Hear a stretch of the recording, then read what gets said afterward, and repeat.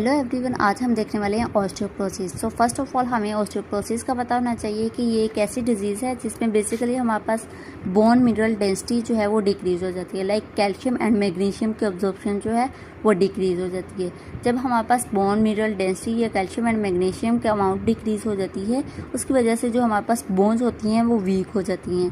And bones weak होंगी तो उसकी वजह से फ्रैक्चर जो है वो उसके ज़्यादा से ज़्यादा चांसेस होते हैं। जैसे बड़े लोग होते हैं, एडवांस एज होती है जिनकी लाइक 50 to 60 एज वाले जो लोग होते हैं, उनमें हमारे पास फ्रैक्चर के ज़्यादा चांसेस होते हैं क्योंकि उनमें हमारे पास ऑस्टियोपोरोसिस हो जाता है। लाइक उनकी बोन्स जो हैं वो पोरस हो जाती हैं और ब्रिटल होना शुरू हो जाती हैं।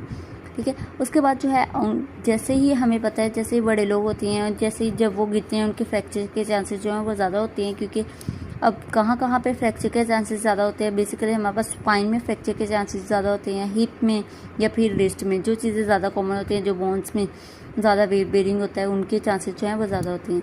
इसके अलावा अगर हम इसको डिटर्मिन करना चाहते हैं ऑस्टियोपोरोसिस को कि है कि नहीं है, तो उसके लिए हमारे पास क्या होता है कि हम T scope bone mineral density scanning करवाते हैं। अगर हम T scope bone mineral scanning वगैरह देखें तो उसका क्या है कि इसके हमारे पास अमाउंट जो है वो फिक्स होती है। ठीक है, अगर हम इसकी नॉर्मल अमाउंट को देखें तो वो है 1.0, ये इससे ज़्यादा हो सकती है।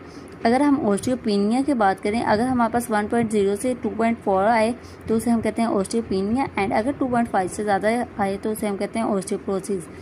तो यहाँ पे हमें ऑस्टियोपेनिया एंड ऑस्टियोपोरोसिस का पता होना चाहिए। प्रोसेस मीन्स पोर्स हो जाते हैं। लाइक इसमें क्या होता है, प्रोसेस में हमारे पास बोन्स जो हैं वो पोरस हो जाती हैं, ब्रिटल होना शुरू हो जाती हैं।